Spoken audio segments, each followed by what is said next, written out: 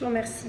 Alors, Monsieur le maire, vous nous demandez aujourd'hui d'approuver la révision du plan de sauvegarde et de mise en valeur du site patrimonial remarquable de notre ville. J'avais 4 minutes, Monsieur le maire.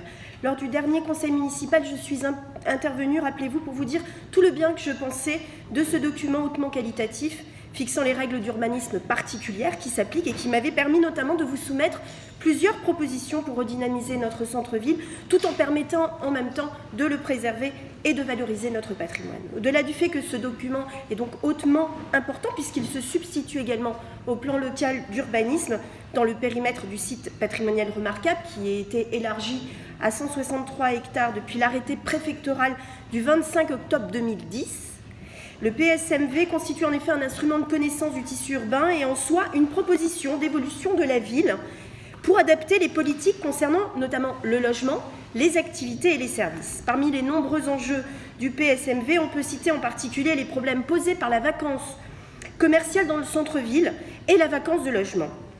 Le 9 décembre dernier d'ailleurs, le journal Le Monde, qui n'est pas réputé pour être de droite ou libéral, titrait, je cite, « La France se transforme en friche commerciale ». Il mettait notamment en lumière les rideaux baissés dans les centres-villes, les magasins vides et un pays saturé malheureusement de centres commerciaux. Et chose intéressante, l'Institut Procos, qui est la Fédération pour l'urbanisme et le développement du commerce spécialisé, indiquait que le phénomène s'était notamment accentué en 2017 avec 11,7% de vacances et 108 communes qui dépassaient en France ce taux dans leur cœur de ville. Pour information, lorsque le taux de vacances commerciales est supérieur à 10%, le phénomène est considéré comme structurel. Et vous savez quoi, monsieur le maire?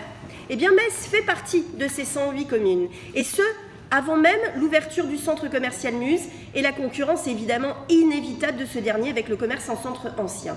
Plus que jamais, monsieur le maire, nous devons passer à la vitesse supérieure, réfléchir à l'organisation et à l'équilibre des territoires en veillant à ne pas contrarier ni ralentir les dynamiques qui s'expriment, mais n'oublions pas le rôle structurant et nécessaire des activités commerciales de notre centre-ville historique, sur notamment l'attractivité et sur l'image que cela donne, à moins que ce ne soit un vrai choix de votre part de voir mourir notre centre-ville.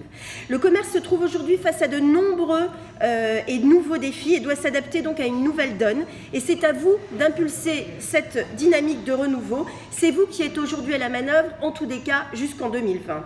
Permettez-moi du coup, monsieur le maire, de vous rappeler votre décision d'ailleurs totalement infondée de rendre le stationnement payant dans nos quartiers. Et si vous n'écoutez pas en tous les cas votre opposition, écoutez au moins votre journal de gauche. Et puis, lorsque l'occasion m'est donnée de vous en parler, je ne peux pas comprendre que lorsque vous avez refait notre plateau piétonnier, vous ayez non seulement fait un plateau laid, mais en plus qui glisse. Et les nombreux exemples sur les réseaux sociaux de personnes qui sont tombées récemment auraient dû vous faire réagir de suite.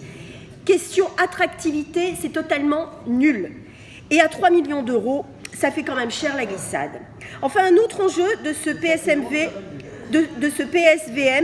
est la vacance de logement. Là aussi, il convient certainement de réfléchir à une stratégie de reconquête des logements vacants, particulièrement en vieille ville et en Outre-Moselle, où le taux de vacance atteint une proportion considérable.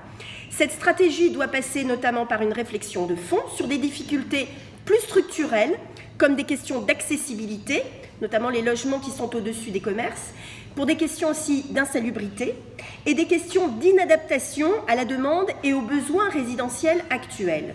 Enfin, et pour revenir sur mon dada, notre commerce de centre-ville, ce document que vous nous soumettez pour approbation est votre urgence pour renouer le dialogue avec les commerçants qui ont besoin de meilleurs aménagements urbains pour accueillir la clientèle qui les desserte, par manque notamment de stationnement et de trottoirs praticables.